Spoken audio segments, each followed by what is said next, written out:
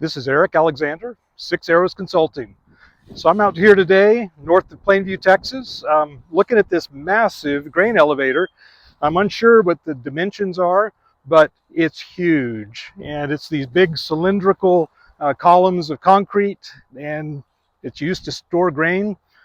After harvest, farmers will bring their grain here and store it to market. Corn, wheat, sorghum, things like that.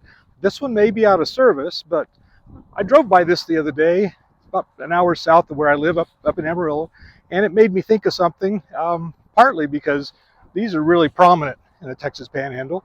You know, it's flat out here. It said I drove down here for lunch at Plainview, aptly named Plainview, but these are prominent in the Panhandle because there's a whole bunch of them. I lost track of how many I passed on my hour drive down here. And also, they're prominent because they're about the only topographical variation we get around here. But I didn't come here today to look at this and talk about high plains topography or agriculture. I think this is a powerful metaphor that relates to leadership that I want to dive into. You can use silos, you can use grain elevators to store grain, but what about the silos we create in our organizations, where we're keeping functions separate from other functions? Really useful here, devastating in your organization, where you've got, maybe here's the sales function, here's the production function, over there's the finance function. And in a silo environment, there's not much flow of information or resources or expertise.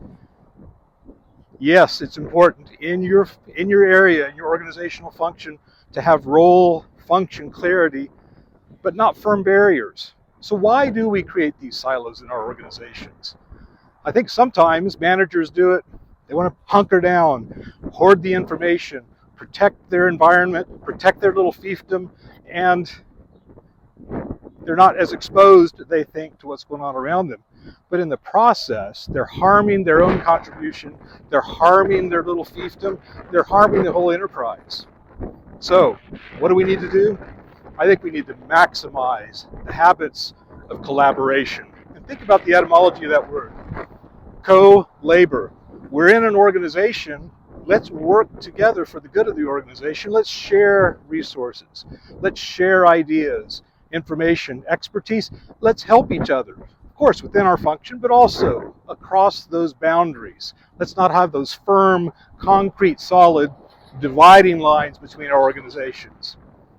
It's especially important for people in the finance function. Your finance function touches every department in the company.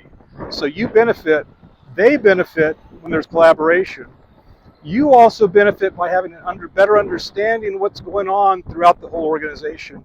You're looking at the numbers. Well, how does that relate to the operations? If you can understand what's going on, you can enhance your contribution. So that holistic view is really powerful. I'd encourage you, look at your normal business practices. Find the ones that are probably contributing to silos. And where can you break those down? Where can you change those habits? Where can you start to be intentional and deliberate about fostering collaboration? Let's leave the silos out here where they're really useful. It's something to think about. Thanks for listening.